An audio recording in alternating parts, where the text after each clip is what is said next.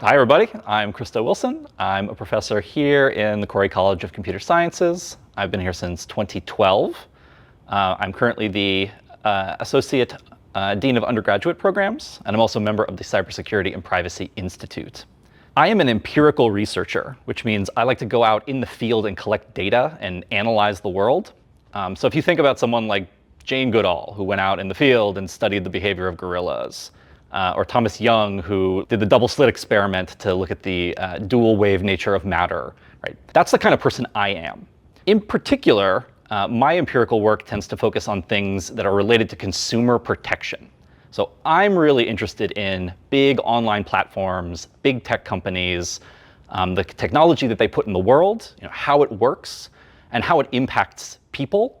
So, if you're the kind of person who reads the news and you hear about AI run amok, or automated resume screening that is biased against people, or whether content moderation is causing people to become a radical on social media, right? Those are some of the kinds of problems that I've studied in the past, again, by going out and collecting data from big platforms, apps, websites, and analyzing it to try to figure out what is going on. One of the great things about being at Northeastern is I'm not the only person on the Corey faculty who does this. So I work really closely with many of my colleagues who are also interested in this space. This space is also interdisciplinary. So I spend a lot of time working with people in philosophy and political science and the business school, the law school, because when we talk about these kinds of online issues and platform issues, they're really cross-cutting. Today, I want to talk about one thing in particular, which is privacy, online privacy. So this has been a focus of my research for a long time. I'm kind of a privacy nut. Maybe you've seen some ads that you thought were creepy. Like, how did they know that I'm interested in that thing, or that I was looking for a trip to Panama, or whatever it is that you were doing online? So I want to talk a little bit about that kind of tracking, right? How does a website work? How does tracking work? Who is tracking you and why? And then we can get into some of the details of what's going on behind the scenes, right? How the data that's being collected about you moves around. We'll talk a little bit about law. So are there any laws that protect you or that stop this kind of tracking? And then I'll end by talking again about things that you can do yourself to try to improve the situation. So let's start with just a little bit of a demo, right? On my computer right here, I've pulled up a web page for the New Scientist, right? So I've opened up my browser, I've loaded this website, and on the bottom half of the screen, there's news articles, right? It's a news website. But at the top, there's this big fat banner ad. Currently, it's advertising lamps to me for some reason.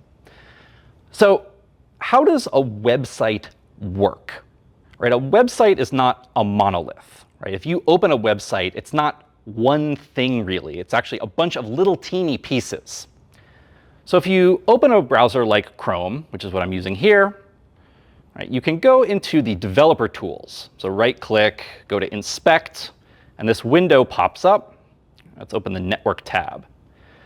Here, we can actually watch what happens as the browser constructs this web page. So I'm going to refresh the page, and we're going to watch it build live. Right, at the bottom of the screen, there's this list of things that's scrolling by super fast. Right, that is my web browser going out to the internet and pulling together all the little pieces that comprise this web page. So a lot of those pieces are sort of self-explanatory, like the article text itself, right? The text of the headlines, right? That's a thing that needs to be downloaded. But there's also a logo, right? It says New Scientist. There's little icons, right? Every single one of those is an image, and your browser will go and grab that image from the internet. But if you look in the bottom left-hand corner of my screen, it says that it took 211 requests to compose this page. Right? 211 times my browser had to go to the internet, download something to try and build this whole page. 211, that sounds kind of high, right? Do you really think it takes 200 individual little puzzle pieces to compose the homepage for the New Scientist? Well, let's look a little bit deeper. So down here at the bottom, right, this list is all the requests the browser made to compose the page. One of these columns is the domain. So I'm going to sort that alphabetically.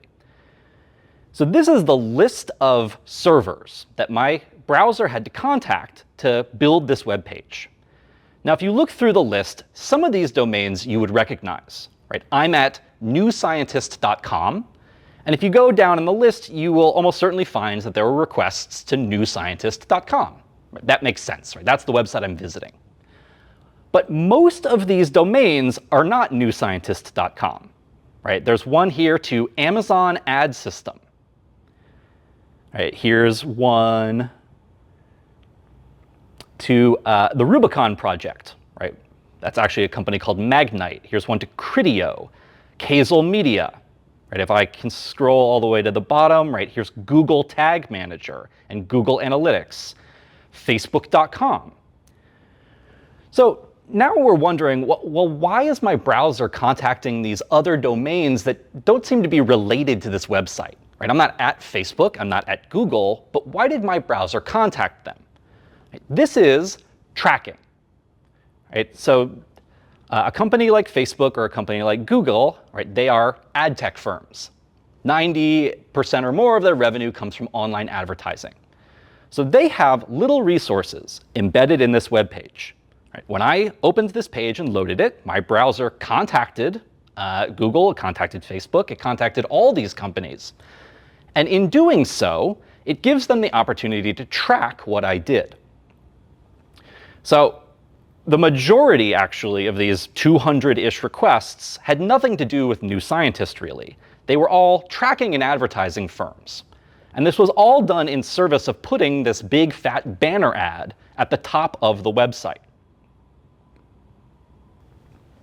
All right, so I named some of the companies that appeared on this web page. If you are the kind of person like me who looks into this and studies it, what you quickly see is that most of the major big tech firms are really ad tech firms. So the biggest tracker on the internet is Google, but it's closely followed by Meta, Microsoft, Adobe, X, companies you've heard of. But there's also a long list of companies that you probably have never heard of, but have heard of you. So some of them I named here, like Criteo or Magnite, right? These are also ad tech firms that you don't really have a relationship with, but they are observing and tracking what you do on the internet. So what is the purpose of all this tracking? Well, it's all in service of advertising, right? You have undoubtedly seen advertisements on websites or in apps. Right? Sometimes the ad you see is really general, right? You might see a brand ad for Toyota cars or Coca-Cola. That's the kind of ad that is just shown to everybody, right? It just builds awareness. But what online advertisers really would like to do is target you more specifically with much more specific ads. So one of the reasons that advertisers like to track individual people is to build up profiles about them, right? What are my demographics? Well, I'm a middle-aged white man who has 2 kids. That's useful information for an advertiser, right? They can show ads for a Lego, right? Something I might buy for my kids. Or my location, right? I'm in Boston right now. That's useful for advertising, say, a local restaurant or something happening at Fenway Park. My interests, right? I like comic books and video games, right? That is a useful thing for an advertiser to know, right? Don't show me something generic. Show me something really specific, like an ad for the Switch 2 that I'm really going to want to click on and buy. So again, the whole purpose of this is to identify you as an individual, build up this profile, and then use that to target ads. Right? The more targeted the ad can be, the more valuable it is, and the more money that advertisers and websites and apps will make. So now that we've talked a little bit just about why this tracking is happening in general and who's doing it, the next thing I'd like to talk about is a little bit more of the technical details of how this tracking is implemented. So I'll give an overview of 3 different ways, right, that you get identified and sort of watched or tracked around the internet. One way that you may have heard of is the cookie, right? The web browser cookie. This is a weird name for a very specific piece of technology that was invented in the 90s and has been in web browsers ever since. Have you ever seen like a marathon runner running down the street, and they typically have a big tag attached to their chest with a number on it?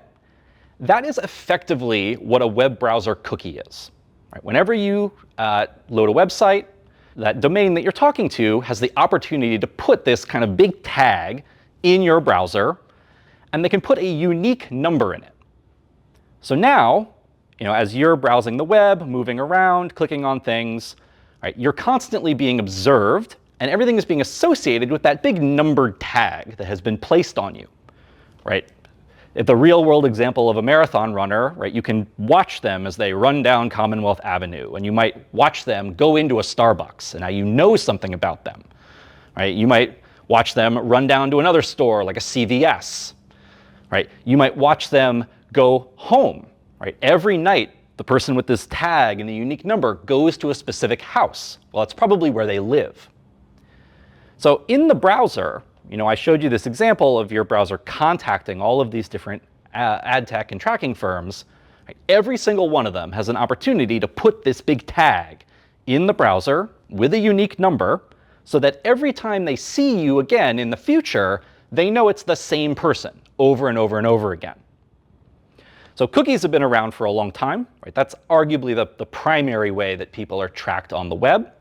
But there's two other ways I want to talk about. The second thing is known as a fingerprint.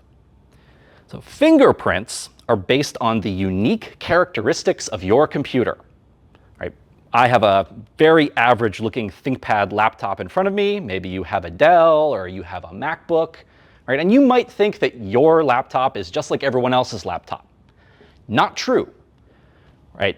The way that you have your computer configured, subtle differences in how you've configured the monitor or the hardware you use, the fonts you have installed, if you've changed any settings in your browser or the operating system, all of those subtle differences can be detected.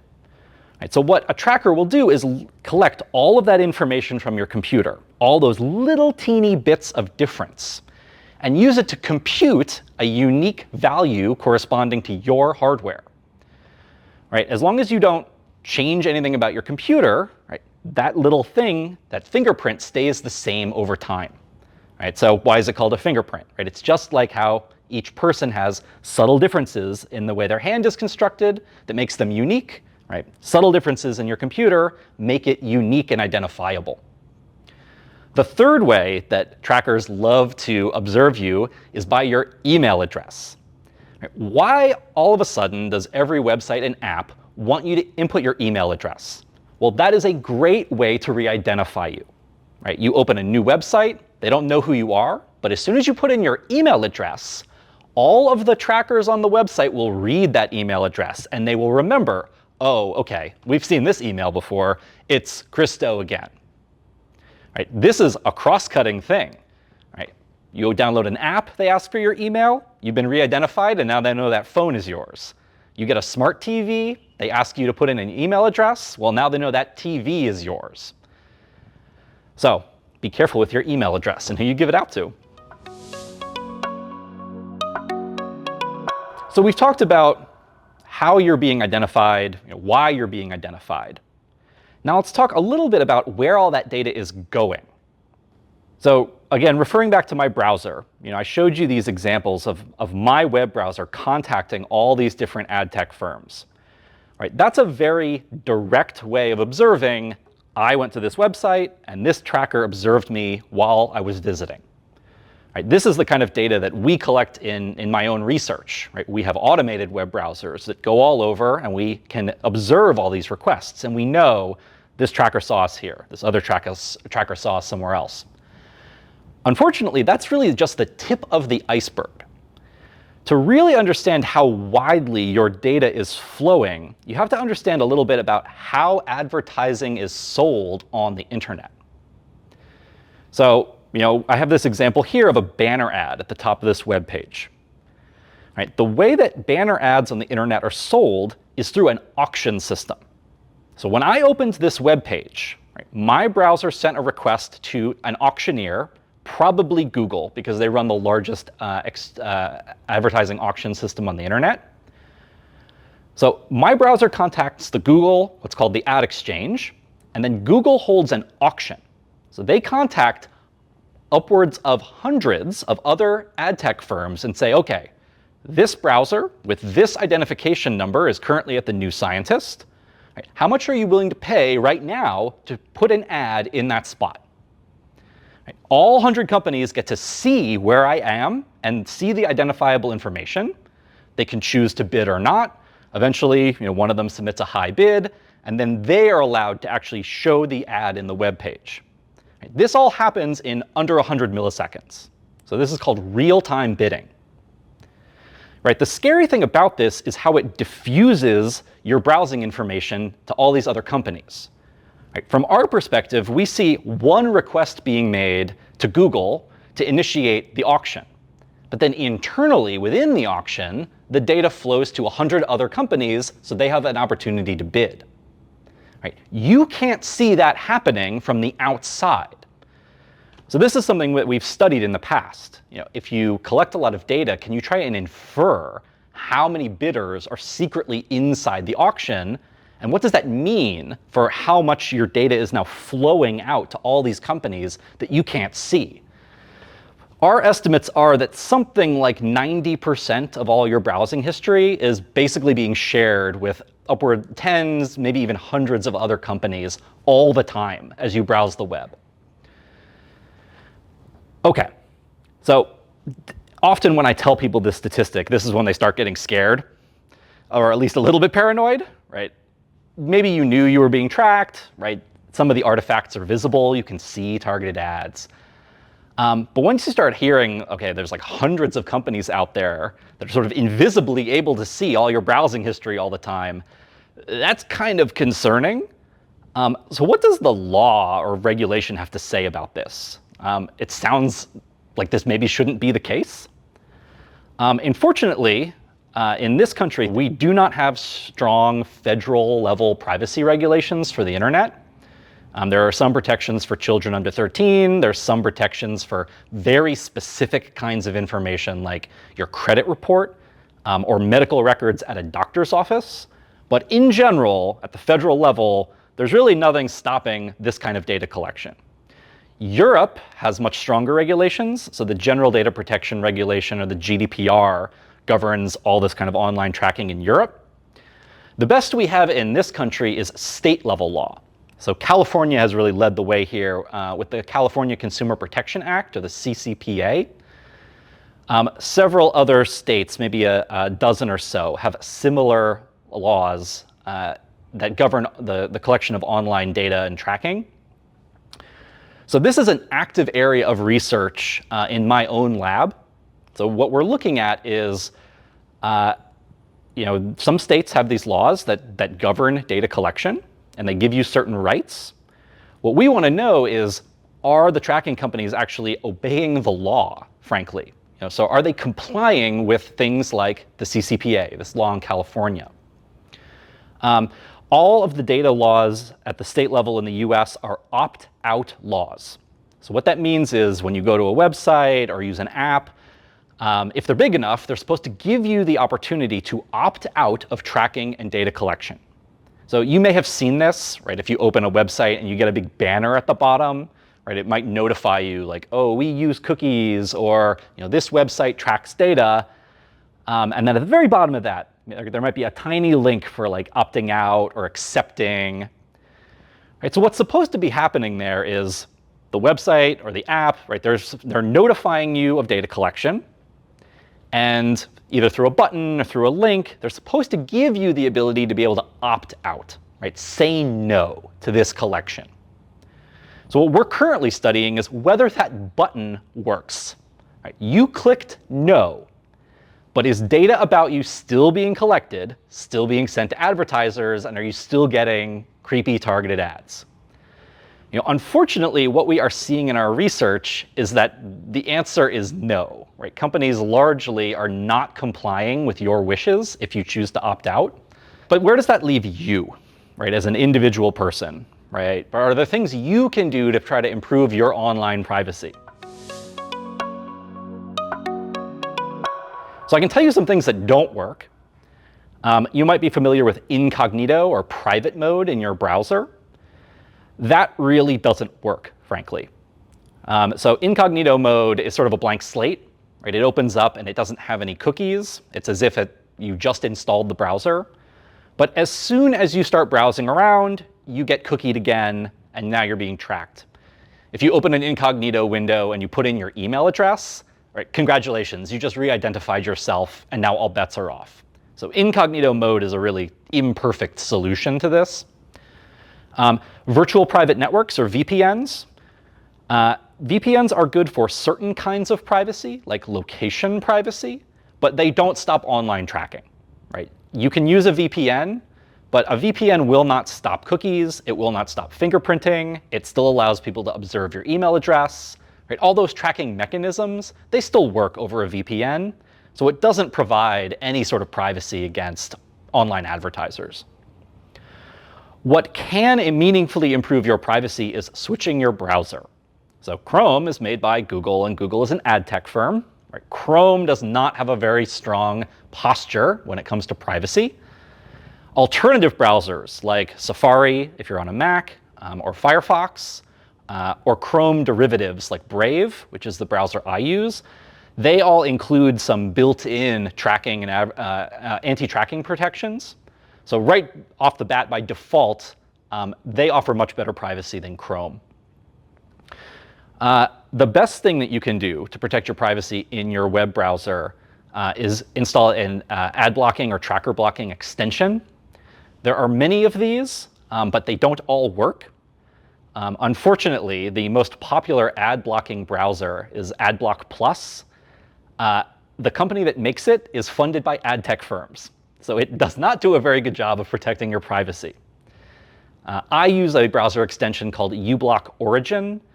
It's open source. It is widely regarded as the most effective extension for blocking tracking and blocking invasive advertising.